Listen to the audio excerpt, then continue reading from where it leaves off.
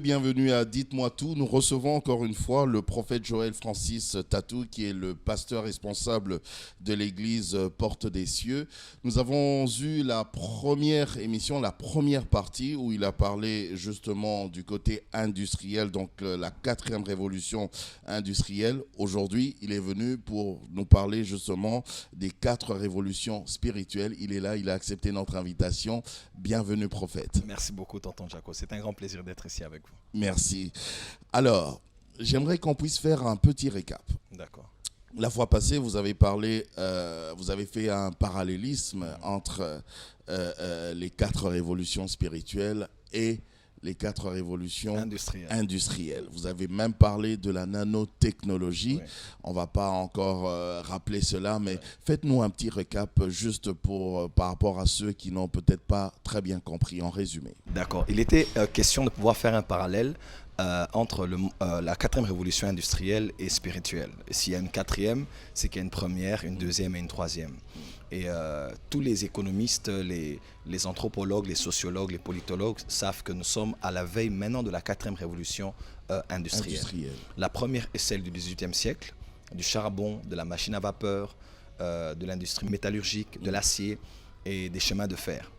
La 2e révolution industrielle a été marquée par l'hégémonie de l'Allemagne et des USA, alors que la première était marquée par l'hégémonie de l'Angleterre, du Royaume-Uni.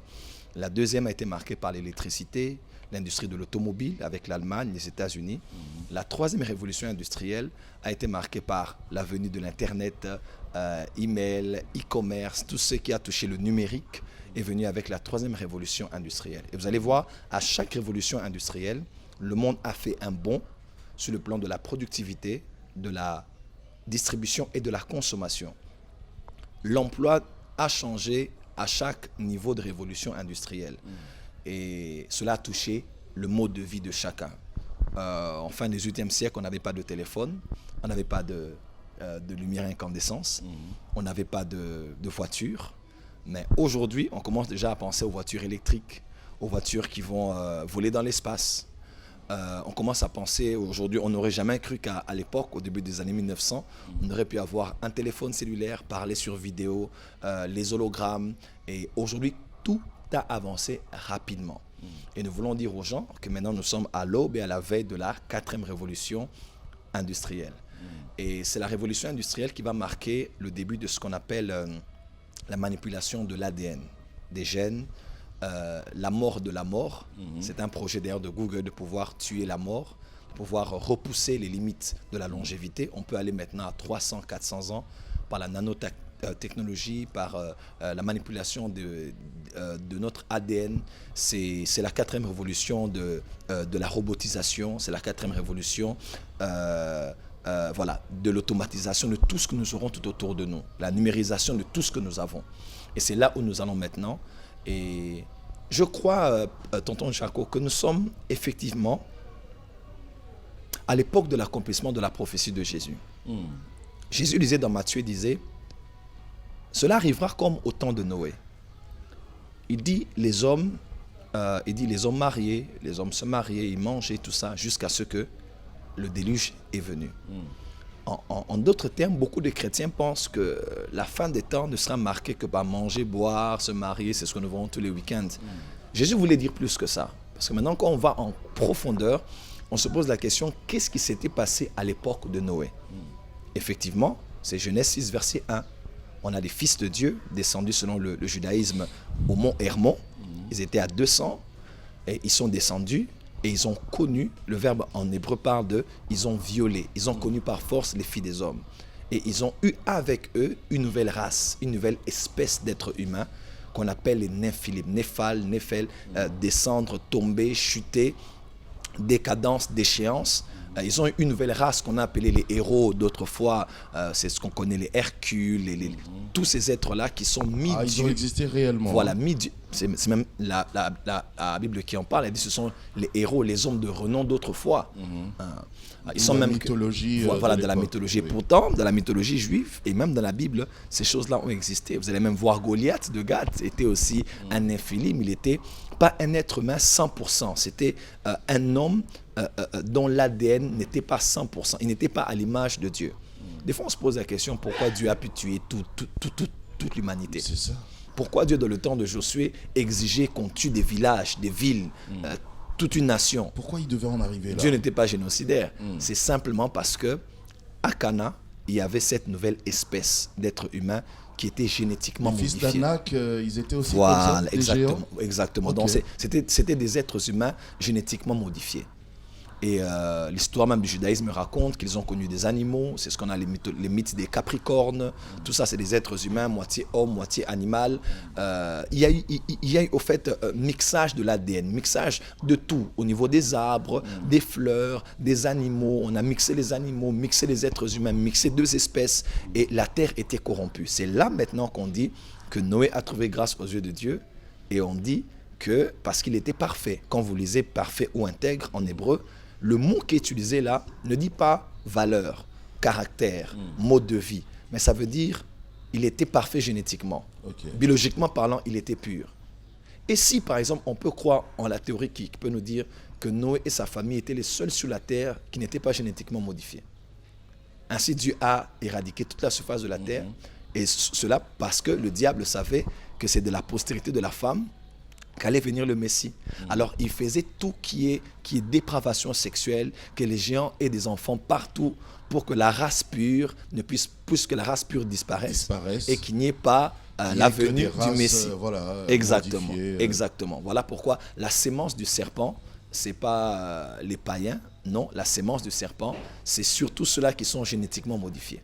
Et aujourd'hui, nous sommes au 21e siècle, il y a la manipulation des gènes, on fait déjà le mixage des hommes et des animaux. Il y a le clonage, il y a des bébés à la carte. Aujourd'hui, on peut commander un bébé. Les gens Dieu que tu veux, cheveux que tu veux, morphologie que tu veux. Parce que l'homme va en profondeur dans les études de l'ADN pour pouvoir tuer ou même prévenir des cellules cancéreuses. Donc, nous sommes à l'époque de l'accomplissement de Noé. Voilà pourquoi Dieu descendra pour confondre l'homme et le déluge viendra encore, la grande tribulation viendra. Encore. Et c'est le moment de croire en Jésus-Christ parce que sur le plan de la science et le plan de la spiritualité, l'homme veut créer un homme. Et c'est tout ce que nous voyons aujourd'hui. Alors, là, c'était notre récap. Oui. S'ils veulent, ils peuvent encore suivre la première partie. Il n'y a aucun problème. Alors, je suis vraiment intéressé maintenant. Aujourd'hui, j'ai cette soif depuis la première émission. Oui. Du côté spirituel, justement. Oui. Parce que vous aviez dit quelque chose, vous avez dit le spirituel, c'est lui qui influence le matériel. Voilà pourquoi vous avez même commencé dans votre introduction à expliquer tout ce qui était matériel. Tout ce qu'on avait, on possédait entre nos mains. Nos mains, les deux voilà. mains. Alors, le spirituel maintenant. D'accord. Vous permettez aussi 4 révolutions? 4 révolutions. Dites-nous tout. Si vous permettez, je vais lire pour vous un texte. Je vous en prie. Nous allons dans Hébreux, l'épître aux Hébreux. Je vais lire à partir du verset 6. Il est écrit, comme il dit encore, Hébreux 5, verset 6 et suivant, comme il dit encore ailleurs, tu es sacrificateur pour toujours selon l'ordre de Melchisédek. C'est lui qui, dans les jours de sa chair, ayant présenté avec de grands cris et avec de larmes, de prières et des supplications à celui qui pouvait le sauver de la mort, et ayant été exaucé à cause de sa piété, a appris, bien qu'il fût fils, l'obéissance par les choses qu'il a souffertes, et qui, après avoir été élevé à la perfection, est devenu pour tous ceux qui lui obéissent l'auteur d'un salut éternel. Verset 10, Dieu l'ayant déclaré souverain sacrificateur selon l'ordre de Melchisédek, nous avons beaucoup à dire. Là, c'est celui qui a écrit qui dit, bon, il a fait une pause, il dit, nous avons beaucoup à dire là-dessus, et des choses difficiles à expliquer, parce que vous êtes devenus lents à comprendre, lents à la compréhension. Et dit, vous en effet, qui depuis longtemps devriez être des maîtres, devriez avoir la maîtrise. Il dit, vous avez encore besoin qu'on vous enseigne les premiers rudiments des oracles de Dieu. Vous en êtes venus à avoir besoin de lait et non d'une nourriture solide. Or, quiconque en est au lait n'a pas l'expérience de la parole de justice, car il est un enfant. Il est un népios, comme on dit dans le grec. 14. Mais la nourriture solide est pour les hommes faits, pour les ouios, les fils, en grec, pour ceux dont le jugement est exercé par l'usage à discerner ce qui est bien et ce qui est mal. Chapitre 6, verset 1er, il dit, c'est pourquoi laissant les éléments de la parole de Christ, laissant les éléments, il dit, tendons vers ce qui est parfait, sans poser de nouveau le fondement sur le renoncement. Là, maintenant, il parle des fondements, du lait, des rudiments, de la nourriture des enfants. Il dit, c'est le renoncement des œuvres mortes, repentance, sanctification, la foi en Dieu, la doctrine des baptêmes, de l'imposition des mains, de la résurrection des morts et du jugement éternel. C'est ce que nous ferons si Dieu le permet. Amen. Amen. Voilà, je pense que je vais développer ce texte pour nous expliquer là où nous allons. Alors, autant il y a une 4e révolution industrielle à laquelle nous faisons face dans cette nouvelle décennie 2020-2030, selon ceux qui sont dans la technologie. Les économistes disent que nous y entrons en plein dedans. La 3e est en train de toucher à sa fin. Autant nous savons aussi que spirituellement, nous entrons dans la 4e révolution spirituelle. Alors, Jésus est né dans l'an 0. Bon, déjà, en amont, quand on pense à la création du monde, 500 ans, on a eu les patriarches. 500 ans, on a eu les prophètes qui font 1000 ans. 500 ans, on a eu les rois. 500 ans, on a eu les prêtres. C'est comme ça que Dieu a travaillé dans les dispensations. On a 2000 ans. Jésus naît dans l'an 0. Dans l'an 0, Jésus est né. L'an 30, l'Église est née. Vers l'an 30. Jésus meurt, l'Église naît 50 jours après la Pâque ou la Pécha, lors de la Pentecôte. L'Église naît dans l'an 30. 70 ans après, il y a la destruction du temple par les Romains. 200 ans après, l'an 0, il y a Constantin qui naît. 300 ans après, l'Église primitive des apôtres est devenue l'Église catholique romaine, l'Église universelle, reconnue par l'empereur Constantin. 1000 ans après, l'islam naît. Et 1500 ans après, on a la réforme protestante. Et maintenant, nous sommes à 500 ans après, 2 ans passés. On a fêté les 500 ans de réforme protestante. C'était en 2018, octobre 2018. On a fêté 500 ans. Donc, ça fait 2000 ans depuis que Jésus-Christ est venu sur terre. Oui. Donc, la première révolution spirituelle a eu lieu lors de la Pentecôte. C'est là que l'Église est née. Elle est venue sur la terre. Le Saint-Esprit est venu officiellement sur la terre. Quelque chose de formidable s'est passé. Extraordinaire. Les gens ne comprenaient pas ce qui arrivait. Jésus-Christ a pris son propre sang. Beaucoup de gens, quand on parle du salut, ils pensent que Jésus nous a rachetés entre les mains du diable. Il nous a pris entre les mains du diable et il a donné son sang à Satan. Genre, je paie à Satan mon sang. L'échange, oui. L'échange et je récupère les âmes. Et pourtant, non. Jésus nous a pris entre les mains du diable, mais il a donné de son sang à Dieu. Ça, c'est une meilleure interprétation de la sotériologie. Il est allé dans le tabernacle céleste et il y a versé son sang. Et il a fait le travail du souverain sacrificateur. Il n'a pas payé son sang chez le diable. Non. C'est pas comme le monde. Donc, je vais racheter quelque chose qui m'appartient, je te paye. Non, il a donné son sang à Dieu et il a pris ça chez le diable. Parce que là aussi, on n'a jamais très bien compris. Quand on parle du rachat, ça s'est passé comment alors? Oui. Lui, il nous a racheté comment? Oui. Qu'est-ce qu'il a donné alors au diable en échange? Il n'a rien donné au diable. Il n'a rien donné. Il a plutôt récupéré chez le diable. Parce que celui qui a besoin du sang, le sang ne satisfait pas à la victoire du diable. Mais le sang satisfait à la volonté de Dieu. Parce qu'autrefois, le sang se versait sur le propitiatoire et il annonçait déjà l'agneau de Dieu qui allait venir pour ne pas couvrir mais ôter les péchés du monde. Et quand Jésus-Christ a fini son travail de souverain sacrificateur, comme cela se faisait, Dieu a pris maintenant l'huile et il a versé sur sa tête. On dit c'est comme l'huile qui tombe de la tête à la barbe d'Aaron jusqu'au bord de ses vêtements, parce que c'est là que Dieu répond la bénédiction et la vie pour l'éternité. Effectivement, lorsque le Père a versé de l'huile sur Jésus-Christ là-bas et qu'il a fait asseoir à sa droite, il a déclaré souverain sacrificateur selon l'ordre de Melchisédek. L'huile est tombée sur la tête de Jésus et nous qui sommes le corps de Jésus sur la terre, on avait reçu le Saint-Esprit ou l'huile lors de la Pentecôte.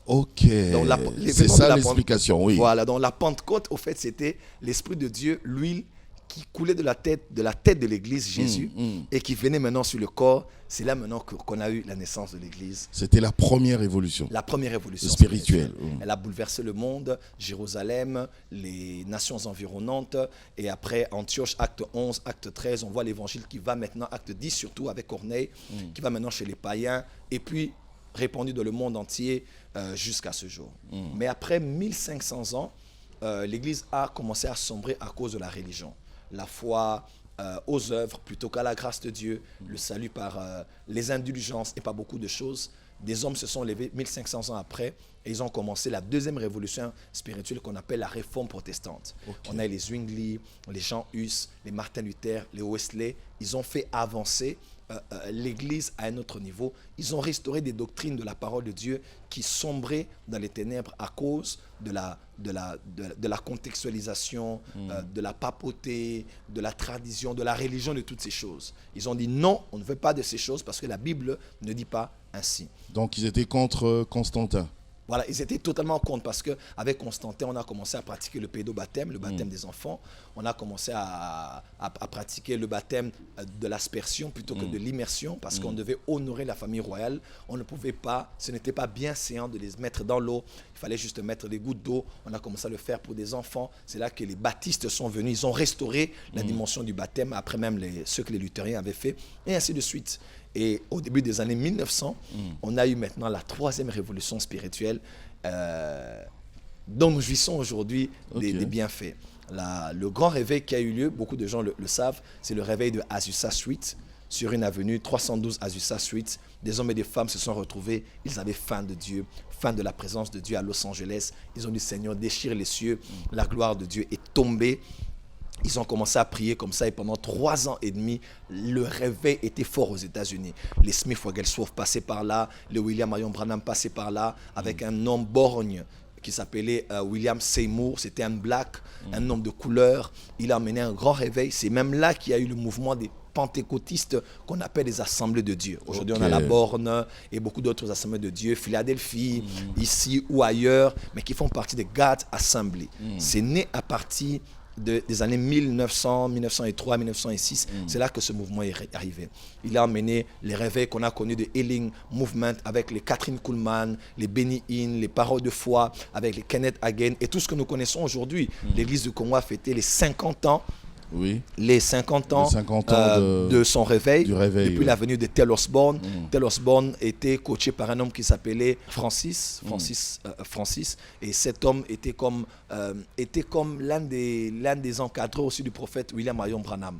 Donc vous voyez, c'est un peu la même vague. Osborne est venu en Afrique, au Congo, au Nigeria, on a eu Idaosa, ici on a eu Adi Nabala, et vous voyez là où nous sommes arrivés avec le mouvement qui a commencé. C'était un peu un mouvement mondial, on va dire. Mondial, qui a touché jusqu'en Afrique ici. Alors maintenant, nous nous apprêtons à la 4e révolution spirituelle. Et l'image que nous avons prise, c'est le parcours d'Élie avec Élisée. Là, maintenant, nous entrons en profondeur. Le parcours d'Élie avec Élisée. On a vu 4 phases dans ce parcours. La première phase, ils sont arrivés dans un lieu qu'on appelait Gilgal. C'est à Gilgal qu'il y a eu la circoncision. Gilgal, c'est le lieu de la circoncision. Le prophète dit, reste ici. Moi, je dois aller plus loin. Il dit, non, je ne resterai pas ici. Je dois avancer. Je pense que tous ceux qui nous suivent doivent avoir le verbe avancer en esprit. Il a dit, non, je ne veux pas rester ici. C'est bien qu'on soit ici, mais on doit avancer. Ils ont quitté Gilgal, le lieu de la circoncision. Ils sont arrivés à Bethel, la maison de Dieu, la porte des cieux. Genèse il y avait l'échelle, les anges qui montaient. Voilà, la maison de Dieu. Ils sont restés. Ils disent, non, si je ne reste pas, j'avance. Il dit, moi, je ne te laisse pas aussi, je te suis. Ils quittent Bethel pour Jéricho. 3e phase. Ils arrivent là. Jéricho, c'est le lieu de la guerre, du combat. Nous connaissons l'histoire de Jéricho. Il a dit, on ne reste pas ici maintenant, on va aller au Jourdain. Et la dernière phase, avant l'enlèvement d'Élie, c'est là qu'on a appelé le Jourdain. Et j'aimerais dire à l'Église, nous avons quitté la première révolution spirituelle, la 2e, la 3e et la 4e révolution spirituelle, c'est celle qui sera censurée par l'enlèvement de l'Église.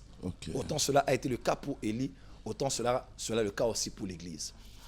L'être humain connaît 4 phases aussi. Nous avons l'enfance, deuxièmement nous avons l'adolescence, la jeunesse, nous avons l'âge mûr et nous avons la vieillesse. La vieillesse. Et notre monde, notre univers connaît aussi des phases. Ceux qui sont du domaine ésotérique, ils disent que nous sommes en train maintenant d'aller dans l'âge du Verseau. L'âge du Verseau.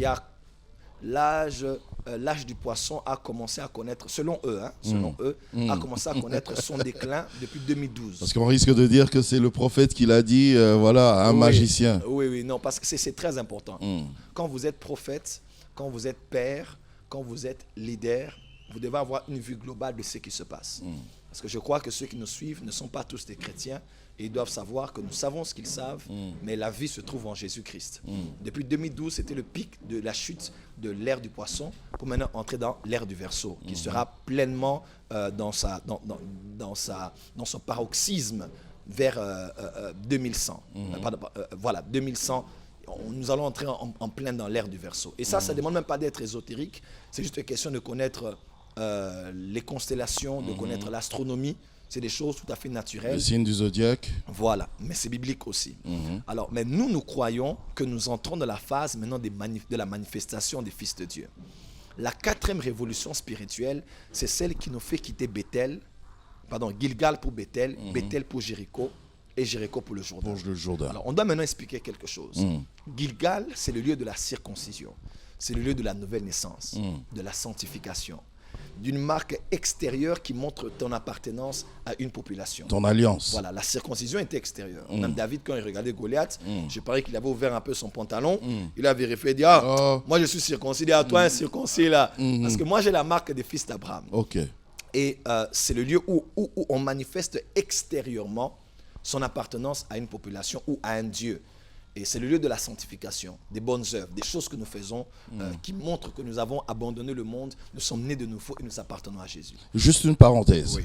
Quand on parle de la circoncision, et ça c'est une question que j'avais envie de poser depuis toujours, depuis des années. Je vous en prie. Comment ça se passait alors pour les filles, les femmes? On pouvait faire une circoncision pour les garçons, les mâles. Oui. Mais non, pour les femmes, les filles, on faisait comment? Elle n'était faite que pour les hommes, selon les écrits de la Bible, que pour les hommes. Mais plusieurs nations ont différentes manières de traiter les femmes, les Ouest-Africaines, les Peuls, même au Rwanda. Ce sont des pratiques purement traditionnelles, coutumières, selon les populations.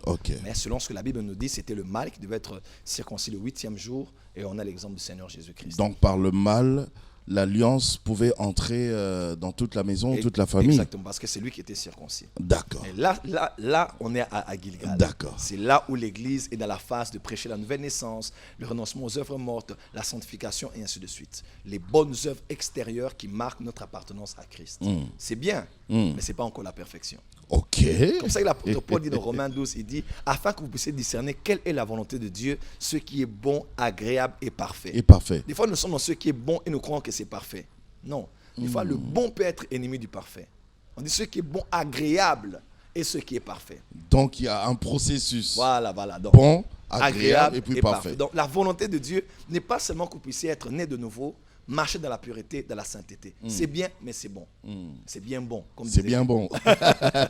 On quitte là, maintenant on va à Bethel. À Bethel. Bethel, c'est la maison de Dieu. C'est là où l'Église est dans la phase de nous apprendre des choses sur la maison de Dieu, le culte à Dieu. La porte des cieux. La porte des cieux. C'est là où on quitte Exode, là où on est racheté par l'agneau pascal. On va maintenant dans Lévitique. Là, maintenant, on est dans la maison de Dieu, on apprend à adorer Dieu, les offrandes, les dîmes, le service de la maison de Dieu. Là, c'est à Bethel. Et beaucoup de pasteurs sont à Bethel. Ok. Mais Bethel, il ne faut pas rester là. Il faut aussi quitter Gilgal pour Bethel. Mais Bethel aussi... Il faut toujours avancer. Il faut toujours avancer. Parce qu'on est en train de bâtir quelque chose. On tend vers la perfection. Après, il y a ce qu'on appelle Jéricho. C'est le lieu de combat spirituel. Les démons, les liens, les autels, les liens de famille, les liens de nom, des réclamations, de tout ce que du combat spirituel est à Jéricho. On le fait aussi, non? On le fait aussi, c'est très important. Mais ce n'est pas la perfection. La perfection, c'est maintenant d'aller au Jourdain. Au Jourdain, maintenant, c'est la 4e révolution spirituelle. Le Jourdain, c'est une toute autre dimension. J'aimerais dire déjà à l'église ici, le Jourdain est mieux que Gilgal, est mieux que Bethel, est mieux que Jéricho. Donc le Jourdain est parfait. Le Jourdain, maintenant, c'est la perfection. Ce que j'aime dans le Jourdain, ceux qui arrivent au Jourdain ont suivi le cursus.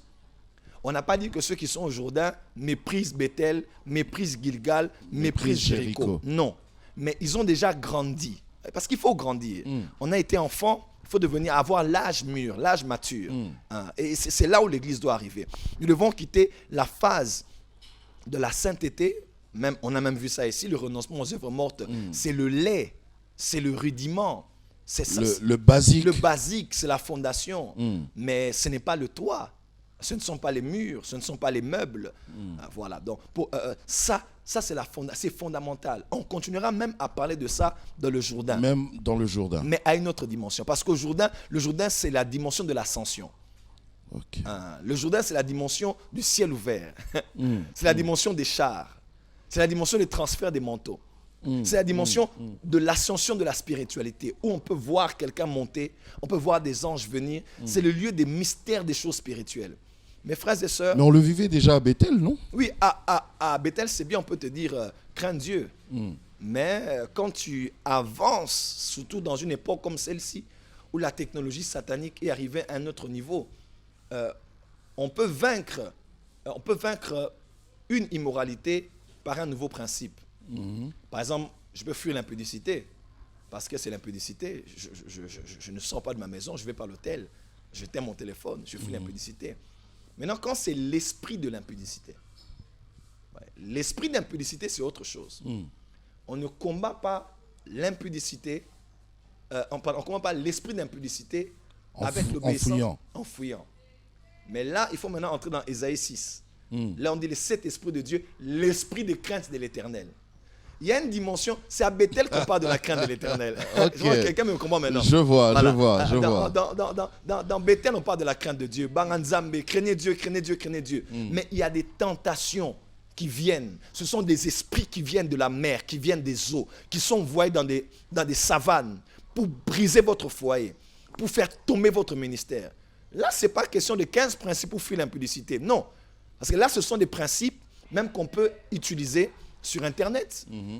On peut le prêcher à n'importe qui. D'autres religions peuvent s'en servir. C'est des principes humains, des disciplines. Éteins le téléphone, évite ceci, évite cela. Mais quand c'est un esprit qui vient pour dominer ta dimension spirituelle, tu n'as pas besoin de la crainte de l'Éternel, tu as besoin de l'esprit de crainte de l'Éternel. Okay. Voilà pourquoi celui qui a écrit Hébreu a dit, on doit maintenant essayer d'évoluer. Mais les enfants de Dieu ne veulent pas évoluer. Tout ce qu'ils veulent, c'est l'évangile, c'est simple. Prêchez-nous Jésus, prêchez-nous la croix. Bon, mais c'est ça, prêchez-nous Jésus. Voilà. Prêchez-nous la croix, voilà. Prophète. Nous prêchons Jésus, mais on a expliqué la différence entre Jésus et Christ. Oui, dans la première partie. Voilà, maintenant ça c'est pas Bethel. Ça, c'est les enseignements du Jourdain. C'est maintenant là qu'on commence à creuser, à vouloir grandir. On mûrit. En mûrir. Tonton Jaco, la plupart de nos chrétiens dans nos églises, je n'ai pas honte de le dire, sont des papas et des mamans qui ont 20 ans de vie chrétienne, 30 ans de vie chrétienne, mais spirituellement avec des bavettes et des biberons qui ont toujours besoin de manger le lait jusqu'aujourd'hui. Vous poserez la question à quelqu'un qui a fini en droit, à l'UPC ou ailleurs, 5 ans. Il a été enseigné par différents professeurs. Ils ne sont pas forcément des chrétiens. Il a passé 5 ans à l'université. À l'université pour le droit, ou 7 ans pour la médecine, ou bien pour l'économie. Mais après 5 ans, avoir fait son travail de son TFC, voilà, et son dernier travail, voilà, sa thèse, vous allez voir quelqu'un qui a fini en droit international, maîtriser les articles, maîtriser les codes, maîtriser son domaine, juste 5 ans. Donc il devient maître, professeur assistant, 5 ans seulement, mais enseigné par des hommes qui sont peut-être pas des chrétiens, qui sont des athées, mais quelqu'un sort de 5 ans, après avoir été tous les jours en train d'être formé, il devient maître dans le droit, maître de la maîtrise, maître dans l'économie, maître dans les sciences politiques. Mais qu'est-ce qui fait que nos chrétiens dans nos églises, après 10 ans de vie chrétienne, après 15 ans de vie chrétienne, après 25 ans de vie chrétienne, ils ne maîtrisent rien. Et pourtant, ils sont enseignés tous les jours par des hommes de Dieu. Ils suivent des prédications à la radio, à la télé, des séminaires, des conventions, sur Internet, par WhatsApp, par Instagram, partout. Mais les chrétiens ne veulent pas grandir. Ils sont toujours dans les débats tels que pourquoi est-ce qu'on doit prier en langue au micro? Dans les débats tels que pourquoi est-ce que tout le monde est tombé sous l'onction mais le caméraman n'est pas tombé? Pourquoi payer la dîme? Voilà, on fait encore des débats qui ont eu lieu au Moyen-Âge, à l'époque de l'église primitive, parce que grandir, c'est aussi une question de volonté. Les chrétiens ne veulent pas grandir, ils veulent seulement continuer à manger le pain qu'on a plongé dans le lait, parce qu'ils veulent rester des bébés. Vous allez voir un chrétien qui a 20 ans de vie chrétienne, tu es, oh, nous on a duré dans cette église, nous on connaît, mais tu ne connais rien de la pneumatologie, rien de la sotérologie, rien de l'eschatologie. Rien. Et si je te pose la question sotérologie, c'est quoi? Tu ne connais pas. Mais pourtant, une maman témoin de Jéhovah, à 5 ans, elle maîtrise leur Bible, elle maîtrise leur brochure. Une maman ou bien un papa branhamiste maîtrise. Et beaucoup de nos chrétiens fouillent les témoins de Jéhovah, fouillent les branhamistes quand ils viennent faire des débats à la maison parce qu'ils ne maîtrisent rien. Tout ce qu'ils savent, c'est faire des débats sur le buzz qu'il y a sur les réseaux sociaux, parler, attaquer, critiquer, mais on ne veut pas grandir. Quel est ce comportement maintenant à adopter, à avoir pour les enfants de Dieu par rapport au Jourdain, par rapport à cette quatrième révolution spirituelle? J'aimerais peut-être j'aimerais vraiment vous choquer.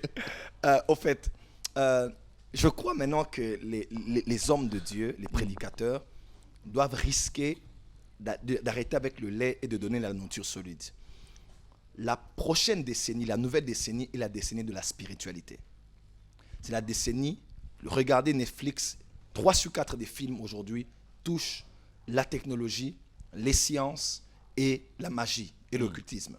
Nous allons voir ces choses de plus en plus dans les universités, à la télé, les dessins animés que nous connaissions autrefois, les Judo Boy et tout ça. C'est plus comme ça aujourd'hui.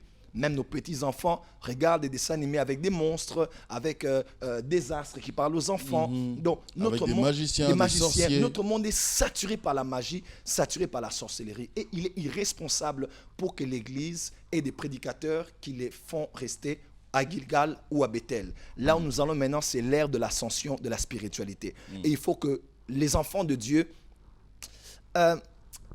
manifestent leur dimension de divinité. C'est le temps de monter en esprit.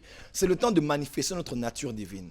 C'est ce que la Bible dit alors. Voilà. C'est exactement ce que la Bible. Le Bible monde attend avec un ardent désir la manifestation des fils. Voilà. Maintenant, que veut dire ce verset-là? Ce verset veut seulement dire Adam a été créé avec la même matière qui fait de Dieu Dieu. Adam était le reflet de Dieu dans la création. Lorsqu'Adam marchait, on ne voyait pas Dieu, mais on voyait Dieu au travers d'Adam. Comment un seul être humain pouvait nommer toutes les espèces végétaux, des animaux, la faune, la flore, sans se répéter. Il a nommé et le mâle, et les femelles, et les petits. Certains même croient qu'il allait sous l'eau pour les nommer. C'est quel genre de cerveau que Adam avait? Enfant de Dieu. Adam n'était pas n'importe qui. Adam, c'était Dieu sur la terre. Il reflétait Dieu. Il était à l'image et à la ressemblance de Dieu. Les animaux, toute la création. La création, c'est quoi? C'est ce que Dieu a créé du 1er au 6e jour. Donc, les étoiles, la faune, la flore et tout ce qu'on voit, c'est ce qu'on appelle la création. Et Dieu a créé l'homme le 6e jour et s'est reposé le 7e jour. On se pose la question, pourquoi Dieu s'est reposé le 7e jour? Il était fatigué. Dieu ne se fatigue pas. Il ne se fatigue pas. Dieu n'est pas humain. On appelle ça de l'anthropomorphisme, attribuer à une divinité un caractère humain. Dieu ne se repose pas parce que Dieu est Dieu et Dieu ne connaît pas de fatigue. Mais Dieu s'est reposé parce qu'il avait créé un nouveau créateur. Voilà pourquoi Dieu a créé l'orange, mais l'homme a créé le jus d'orange. Dieu avait créé un nouveau. Je pense que là maintenant, nous allons au Jourdain. C'est ça qui se passe dans le Jourdain. C'est ça maintenant, où l'homme maintenant agit comme Dieu. Le petit d'un chien, c'est un chien, d'un chat, c'est un chat, d'un Dieu, c'est un Dieu. Vous êtes des dieux. Vous allez vous être des dieux. Mais vous voulez toujours qu'on vous parle des liens, des démons, des chaînes, des liens. Je vous dis, au Jourdain, il n'y a pas de Jéricho. Nous allons à un niveau où on ne peut pas libérer les autels d'une nation tant qu'on a des autels de réclamation de la famille. Nous allons maintenant dans la phase de la perfection où nous, Christ et Dieu, allons faire un. Nous allons devenir un avec le grand tout et agir comme Dieu sur la terre. Et puisque l'homme avait péché, l'image de Dieu n'était plus vue dans la création. Quelquefois vue au travers des prophètes qui ouvraient la mer rouge en deux, le feu tombait du ciel, l'eau sortait du rocher. On voyait des hommes qui opéraient comme Dieu jusqu'à ce que Dieu est revenu par un homme qui s'appelait Jésus-Christ de Nazareth, qui est venu nous montrer comment on peut vivre comme on était au jardin. Il parlait aux arbres, il parlait à la mer, il marchait sur les eaux, il multipliait le pain. Il était Dieu, 100% Dieu, 100% homme. Lorsque Jésus est parti, la Bible déclare, tel il est, tel nous devons être sur la terre. Sur la terre. Enfants de Dieu, la 4e révolution spirituelle, c'est celle maintenant de la manifestation. On dit la création attend. C'est-à-dire les étoiles attendent. Tonton Jaco, j'aimerais vous choquer. Plusieurs personnes ont déjà vu sur Internet.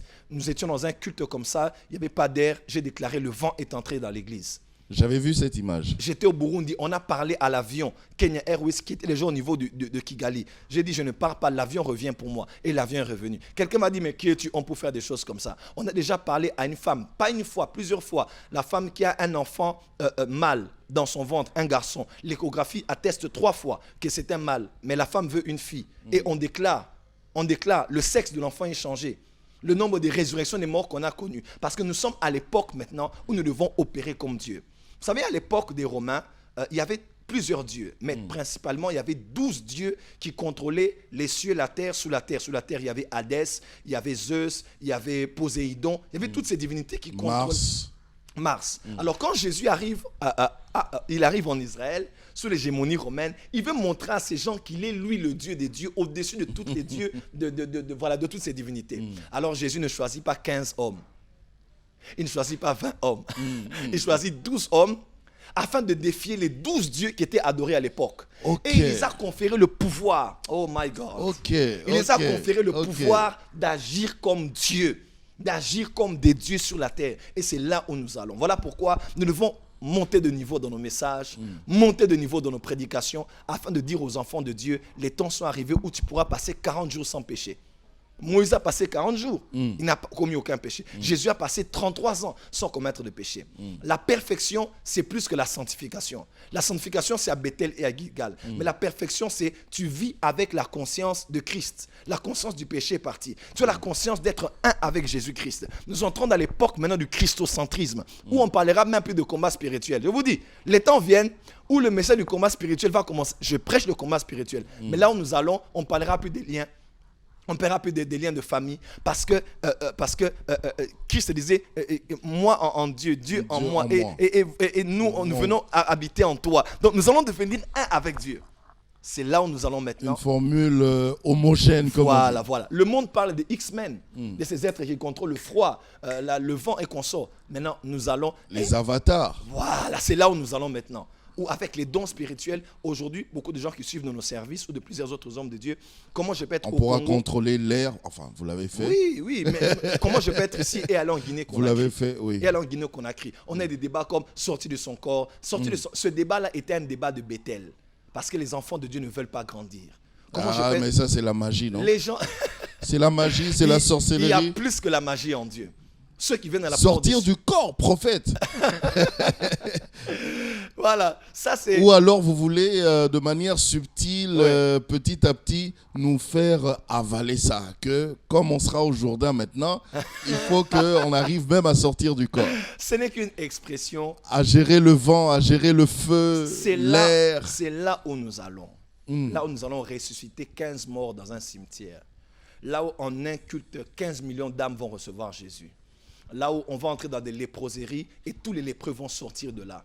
Là où, comme Catherine Kuhlman prophétisait, disait, il n'y aura pas un seul malade dans le corps du Christ. C'est là où nous allons. Là où la création verra de nouveau Adam revenir dans le jardin. Mais là, ce n'est plus le Adam. Le Adam du jardin d'Éden. Là, maintenant, c'est ceux qui sont nés en Dieu, nés en Christ, qui vont commencer à opérer comme Dieu. Les gens viennent dans nos cultes. On a eu récemment un frère qui est venu de la Guinée-Conakry.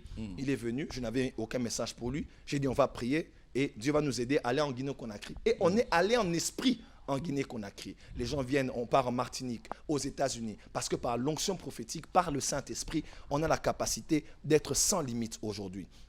Et c'est là où je crois que l'Église est en train d'aller. On pourra même traverser les murs. Oui, papa. Le Jésus en qui nous croyons n'est pas le Jésus des 3 ans à Jérusalem. C'est le Jésus ressuscité. Nous ne sommes pas le corps du Christ de Nazareth. Nous sommes le corps du Christ, celui qui est ressuscité. Et nous allons vivre des choses de telle manière que je suis ici, je prêche, je finis et je disparais, j'apparais. Mais on a vu ça à l'époque de Philippe, même à l'époque d'Élie. Les gens croyaient que Dieu avait enlevé Élie et l'avait jeté ailleurs. Les enfants de Dieu croient en ce que la Bible dit, mais ils ne croient pas en ce que Dieu fait aujourd'hui. Voilà pourquoi Branham disait, les hommes croient en ce que Dieu avait fait, mais ne croient pas en ce que Dieu fait actuellement. Et pourtant Dieu se révèle comme je suis. Dieu est Dieu. Et si les magiciens peuvent faire ce qu'on fait, regardez sur Internet, les magiciens en Angleterre, des magiciens aux États-Unis qui font des choses, qui volent dans l'espace. Le temps est arrivé où les enfants de Dieu vont vivre comme des dieux, vont opérer dans la nature de Dieu, dans la pureté, dans l'amour, dans la compassion, mais vont aussi opérer dans des dimensions de manifestation incroyables. Et c'est là où nous arrivons aujourd'hui. Permettez-moi de poser cette question. Vous dites que, d'accord, Jéricho, on va atteindre cette dimension, on doit grandir parce qu'on doit mûrir, on doit croître. Alors, maintenant, ceux qui sont censés boire du lait, on va les laisser comme ça? Parce que dans nos églises, il y a aussi des nouveaux convertis, non? Qui viennent jusqu'aujourd'hui. Maintenant, eux, ils vont venir. Vous, prophètes, vous êtes déjà dans les enseignements du Jourdain. Vous êtes déjà dans la nourriture solide. On va faire comment? C'est une question de pédagogie. Dans mon église, j'ai des messages très hauts, très forts. Il semble que ceux qui m'écoutent beaucoup ont difficile à écouter d'autres messages. Vous êtes toujours très haut. C'est ça le problème. Alors, je pose cette question, justement. Dans les applications, je suis bas maintenant. On n'aura pas de place chez vous, là, à la porte des cieux. Non, pas du tout. Nous avons des cultes le mardi, des affermissements. Et ceux qui me connaissent savent que je suis haut, mais je fais toujours tout dans les applications, que tout le monde puisse se retrouver. Ok. Mais il ne faut pas avoir peur parce que c'est quelque chose de global qui se passe et il faut qu'on puisse mettre à niveau le corps du Christ par rapport à ce que le monde traverse et par rapport aux défis que nous avons. Nous avons des nations à gagner, nous avons des régions, la fenêtre disque, il y a plusieurs fenêtres dans le monde qui sont impénétrables aujourd'hui. La magie prend de l'ascension, l'occultisme de l'ascension. On ne peut pas laisser des chrétiens à des enseignements seulement 12 principes pour vaincre le stress, 3 principes pour vaincre la peur, 14 principes pour fuir la tentation. Je pense que même dans les applications de ces messages-là, on doit maintenant un peu connaître une ascension spirituelle pour maintenant quitter le lait et commencer à manger la nourriture solide. Et quand vous lisez dans Hébreu, là c'est pour la 3e émission peut-être, le contexte de ce que Hébreu disait, il parlait maintenant de l'ordre de Melchisédek. Ok. Quand il parlait de vous qui devriez être maître maintenant. Voilà. Il parlait de l'ordre, puis il a dit je m'arrête là. Parce que j'ai des choses à dire à ce sujet, mais vous êtes dur à comprendre. Dur à comprendre. Et pourtant, notre Jésus. C'est ce qui se passe jusqu'aujourd'hui. Hein. Notre Jésus que nous aimons. On est devenu dur à comprendre. Oui, notre Jésus que nous aimons, il n'est pas seulement notre sauveur, notre chouchou, notre amour, mais il est aussi souverain sacrificateur selon l'ordre de Melchisédek. Et la nouvelle décennie, c'est la décennie de l'ordre de Melchisédek. Que je compte. À suivre. À suivre. Alors, qu'est-ce qu'on peut retenir grosso modo aujourd'hui dans cette deuxième partie? J'espère que on a pu tout épuiser, hein? J'espère. Mais sinon, s'il y a des questions qui restent en suspens, écrivez-nous, continuez à nous écrire, on va voir comment est-ce qu'on pourra faire. Mais qu'est-ce qu'on peut retenir, prophète? La création attend avec un ardent désir de voir Dieu à nouveau. Comme dans le jardin, de le voir aujourd'hui contrôler les animaux, contrôler l'air, contrôler la nature, se contrôler eux-mêmes aussi, être loin du péché, loin de l'iniquité. Nous allons maintenant dans la phase où nous quittons la sanctification pour aller vers la perfection, dans l'amour, dans la pureté et dans une vie à un standard élevé. C'est là où nous allons. Avant l'enlèvement, pour clôturer, l'apôtre Paul a dit aux Éphésiens, elle paraîtra devant lui comme une église glorieuse, sans tache, ni ride, ni rien de semblable. Elle atteindra quoi? La stature parfaite de Christ. Je pense que ces quelques versets que j'ai donnés sont les plus éloquents pour montrer que tel il est, tel nous allons être dans ce monde. Bienvenue au Jourdain. Courir vers la perfection. Bienvenue au Jourdain. Merci. Bienvenue au Jourdain. Bienvenue, prophète, au Jourdain. Hein. Bienvenue à vous aussi. Merci. Merci de nous avoir suivis. On va se retrouver la prochaine fois. Comme je vous ai dit, s'il y a des questions qui restent en suspens, continuez à nous écrire. On va voir, on va lire sur vos commentaires et on verra éventuellement comment est-ce que nous pourrons gérer ça avec le prophète Joël Francis Tatou, s'il sera disponible, bien sûr. Je le serai toujours pour vous. En tout cas, merci de tout cœur de nous avoir suivis. On se retrouve la prochaine fois pour un autre numéro de Dites-moi tout. Au revoir.